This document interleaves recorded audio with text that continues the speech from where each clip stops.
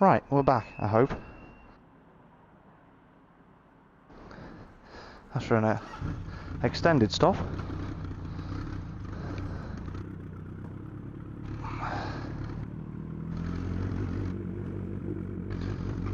To get some papers and some fuel.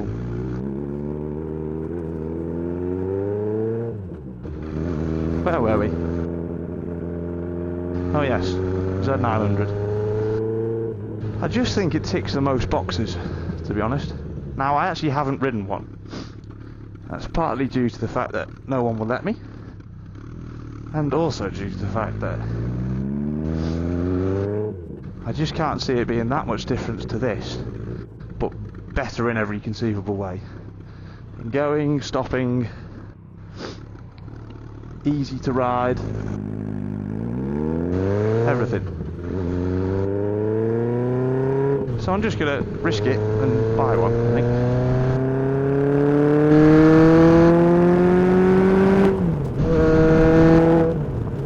Ignore the speedo. Someone's tried to convert it from kilometres. It works properly. They've just stuck some numbers on, sort of where it probably is that speed.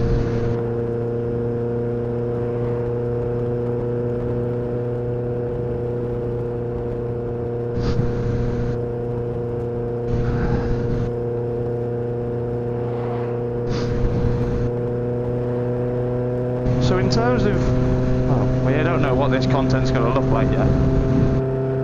Probably not amazing. My first attempt at recording anything on a bike. I've done a bit in cars, as you might see on the channel as well. And that's easier. You don't have to worry about the sound so much. Wind noise is less of an issue even in an MX-5. And you have a pretty good idea of what everyone's able to see. I have no idea what you're able to see now. I did a quick camera test, stood at home, but I wasn't sat on a bike. However, I do want to make use of the equipment I've got. I feel like a lot of the people in the UK review more modern bikes, and you get a lot of young people riding modern bikes. And it's a bit hypocritical considering I just said I'm going to buy a modern bike, but I'll still have all the classics. They won't be going anywhere, and I think eventually it will get built to something even better than it is now. I mean, I've put some nice rear suspension on, some YSS shocks, the flat slide Makunis, which are brilliant, Delkovich 4-into-1, which is, I'd actually say it's slightly obnoxiously loud, even with, I've never taken the baffle out. God knows what it'd be like then. But yeah, there'll be more content to do with the classic stuff. And the feedback I've got is, a lot of bikers, I think the average age is pushing 60 now, the average UK biker. And I think a lot of people out there, younger people especially, just aren't into biking. There's a huge barrier to entry. I mean, the cost of passing your test, even for me, who I didn't need many lessons, but the cost of renting the bike for the lessons, renting it for your test. I did fail my mod 2 the first time, completely my own fault. It's a massive barrier to entry for a lot of people. So I can't see, unless the law and legislation changes and they make it easier to get licenses or more of an incentive cost-wise, I just can't see it taking off. And it's probably a bit of a dying sport or hobby. Apart from the sort of older bikers around my dad's age, who really still do it as just that, a hobby. And they love to see these old bikes. I've never attracted more men in my life. Anyway, so the content should continue. I think a lot of that is down to how well this video comes out. Don't expect any fancy editing. Oh, I mean, it's Easter Sunday now, but God knows it'll probably be August by the time I actually get a video out. And then different type of content. So I've got my, as you may have seen on the channel, MX-5. I've got a new Civic Type R. And I'd love to make some more content with that. I can't believe I haven't yet, but it's just been a lot of time spent working, not a lot of time to enjoy. I mean, the car's only just got over 2,000 miles since I picked it up in October, so yeah, hopefully some more content with that. I'm off to Europe next month with my wonderful girlfriend. Hopefully she'll encourage me to get some extra footage.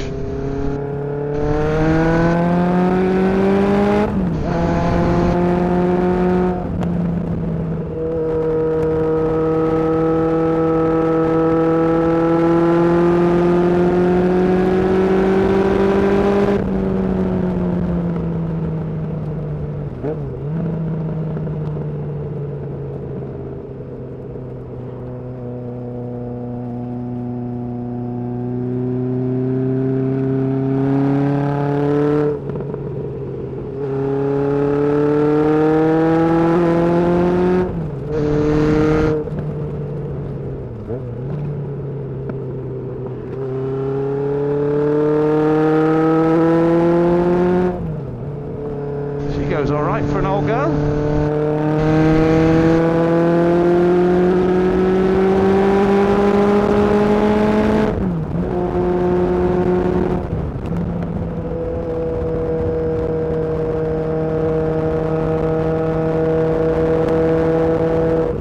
Really hope the audio quality is good, because it'd be such a shame if it wasn't. It does sound bloody good, this bike. Carbs help. I mean, I think I get almost more induction noise at certain RPM. I hope you can hear the little pops and crackles as well on the overrun. It's wonderful. I really, if the Z900RS can even come close to this, I'll be a very happy boy.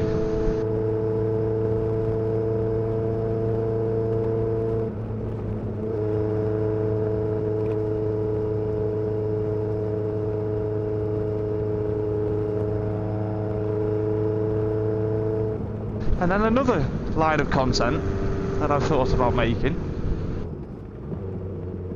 when I've finally got something to do it on, I'd love to do a bike track day. And I know this is a very oversaturated sort of content on YouTube, but I think it would be interesting to maybe do some on the Z900RS. There's one YouTuber in America I've seen who does sort of track day content specifically on his Z900. It's very interesting actually, because he's a very, very large chap. I think he said he was 6'7". So he had to sort of modify and adapt the bike to work for him. I'm not that tall, but I'm over 6 foot. And I did notice even when I was sat on a Z900 that the pegs are quite close to the rear passenger pegs and the exhaust hanger on the right hand side. And I don't know what I'll do about that. Maybe I have to look into some adjustable rear sets, but it's not a big deal. It's a very minor issue overall. So yeah, maybe some track day content. I'd love to do a track day, and I feel like, yes, it won't be the fastest thing, but do I really care? I'm not the fastest rider. In fact, I'm crap. I've not even been riding a year, really. So, yeah, maybe I'll do some of that as well.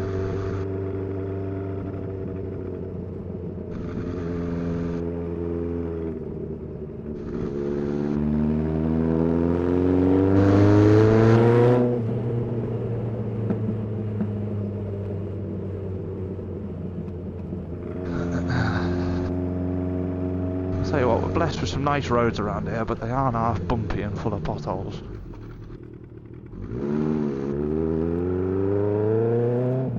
Really is the only downside, because I'm extremely fortunate to be able to go straight out of my driveway and be on some delightful roads in some lovely scenery. Very flat around here, but I should have reset my trip meter to know how much fuel I've got. There we go, minus about 8 miles.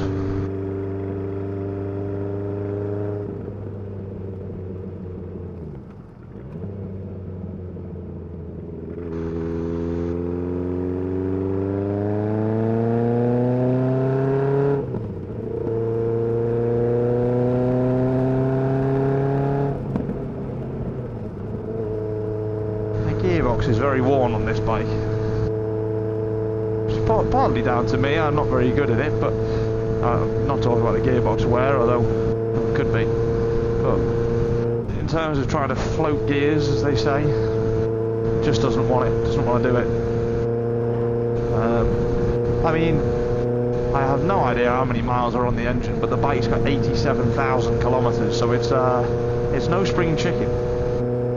And I do often find it struggles to find the next gear, often gets stuck sort of in between, and makes a horrible crunching noise when it finds a ratio. But you know, it's just one of them things. It's old, it's used. Eventually I'll rectify that. In fact, I'm going to buy a parts bike next week. I think there's 2 engines, both of them destroyed, but the gearboxes might be okay. An abundance of other parts as well, so we'll see what they look like. Maybe the gearbox will be a winter job. I think, to be honest, I was a bit concerned the other day. I was using quite a lot of oil. I ended up topping up about 2 litres.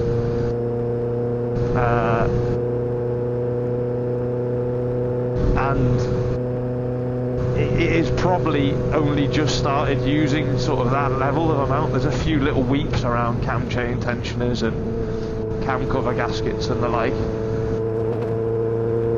But yeah, sort of that level of usage has been quite recent, so I think maybe we've got potentially a bit of an issue where we're burning oil. And again, if it does get to that point, I think I'll go for a full engine rebuild, maybe even go 985 piston kit, big bore, because if I'm going to have it open, I may as well go the whole hog, as they say. I mean, the thing isn't slow now for a heavy bike. I mean, it must weigh 250 kilos, thereabouts, maybe 90 horsepower. I think it only made about 90 when it was brand new, but the carbs will probably open it up a little bit. It's not too bad. It definitely doesn't leave me feeling like I need lots more. And I think that's the point. When I was younger, a lot of me was attracted to sports bikes. The look of them, the speed, the ethos behind a sports bike is, you know, they're a weapon, aren't they? They're made for one thing and one thing only, and that's going fast. But actually riding on country lanes, I mean, the suspension's a bit stiff on this for some of the potholed roads around here. So imagine what it'd be like on a bike designed only for the smoothest tarmac at, you know, Silverstone or wherever else you'd like to do your track riding. Can't be fun. And that leads me on to another little story recently. So, my dad's always been into bikes, and the year I was born, he bought a brand new ZX12R Kawasaki.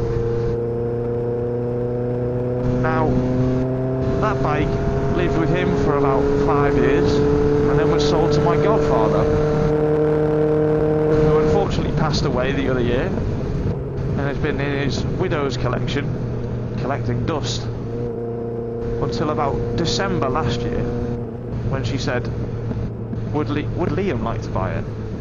Now, there was absolutely no way I could insure a ZX12. I still probably couldn't for quite a few years without taking out a rather large loan. But I bought it. spent the winter getting it roadworthy. Took it to a private road, and after about 2 miles decided I would be putting it up for sale.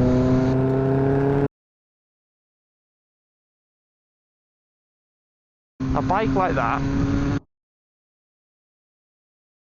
is good for one thing and one thing only, and that is going extremely fast in a straight line.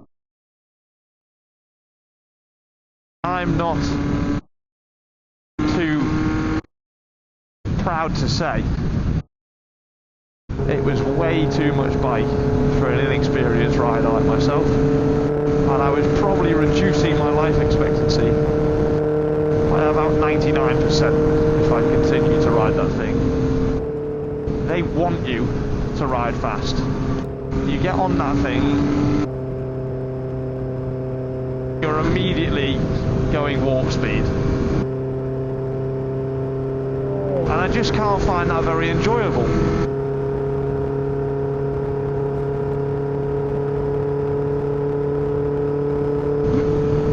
It's just not for me. You don't even feel like you're going fast. 60 mile an hour on this feels quick. You get the wind blasting you, makes a lot of noise and doesn't really go that far.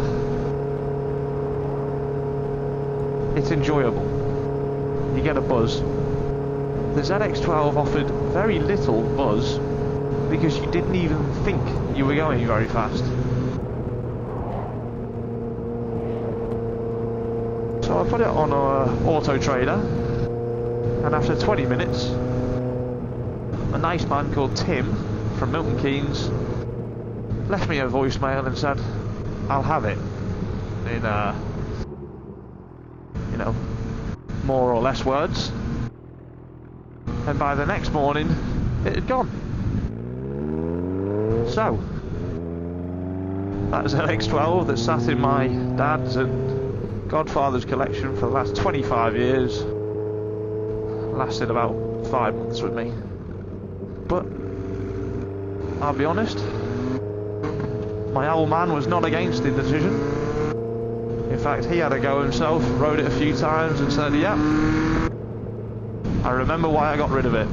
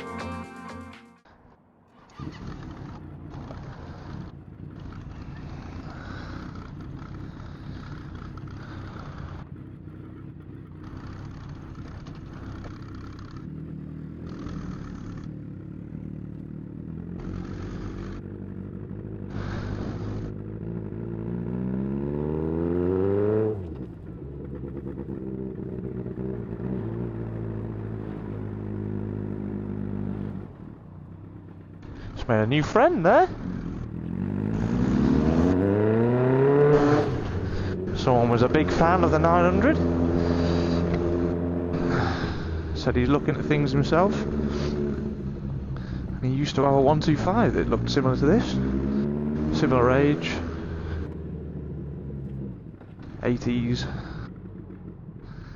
That's what I mean though, you can't avoid the I don't even think it's attention, it's just people want to chat. People just like the look of it.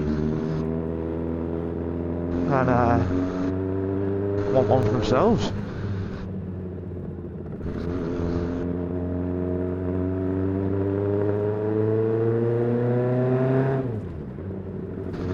it's very easy to be a bit of a yob with this exhaust.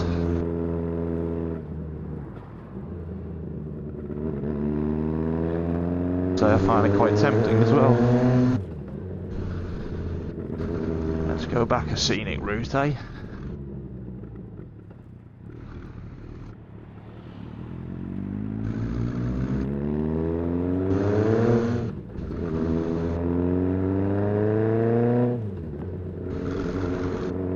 So yeah, just stopped in Stamford for a quick drink.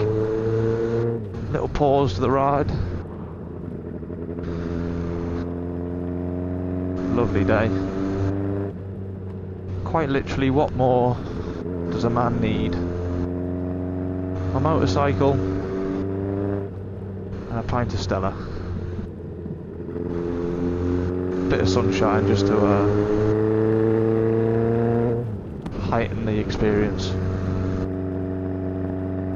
Back onto the topic of the Z900RS, one thing I did notice sitting on one in the showroom, which I think will be one of the very first things I change, is that the bars are very high, very angled towards the rider, so almost, I mean, it's not a Harley, but it's got an easy rider sort of position where you sit very upright, and I'm not a big fan of that. I think it's quite beneficial to someone. Maybe it's my height, long arms, but it feels abnormal sitting so upright, almost with my arms bent. So I think I'll be putting some flat bars on it.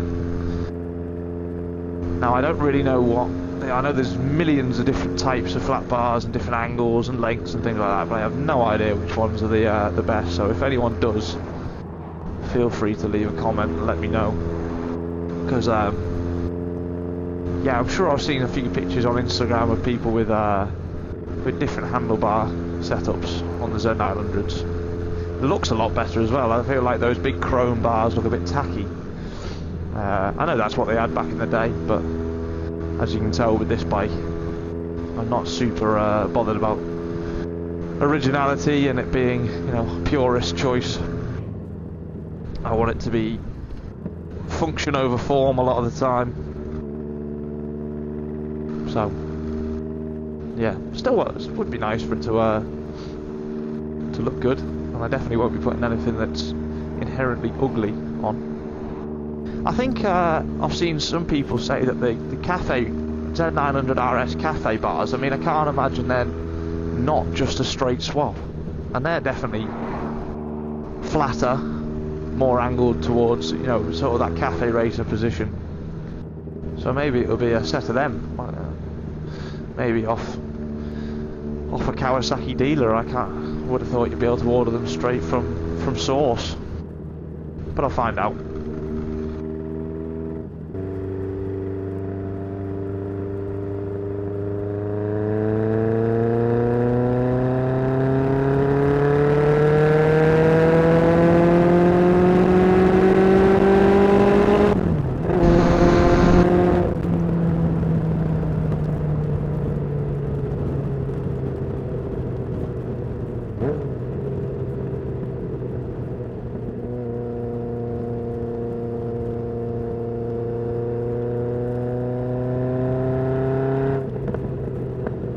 Oh yes.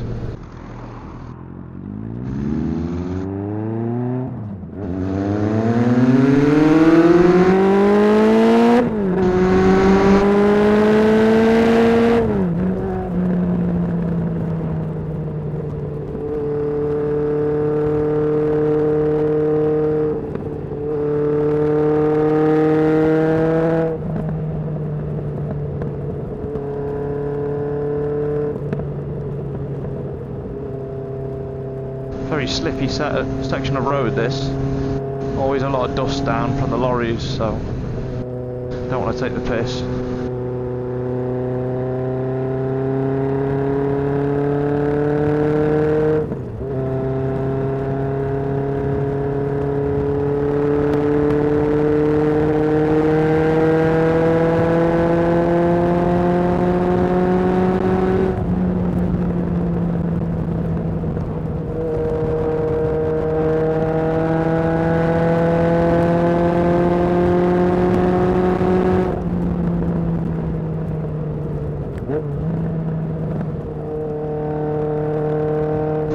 obvious how bad the brakes are on this thing.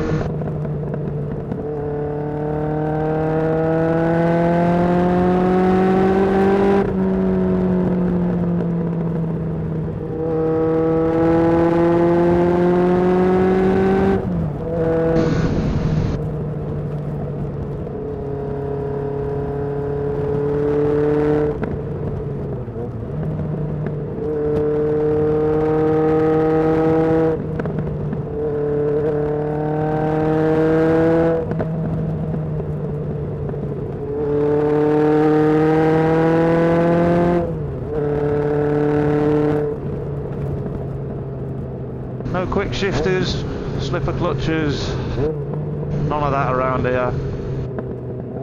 And I tell you what, it's so much more fun because of it.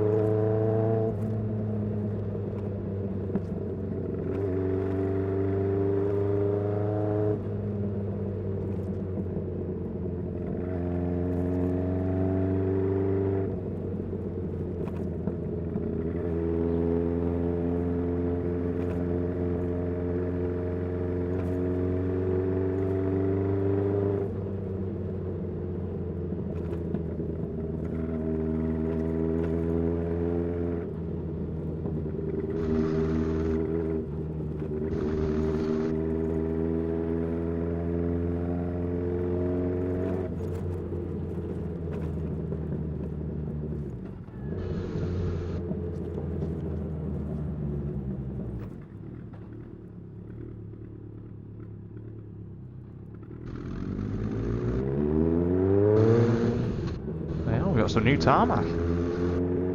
It's a rarity around here.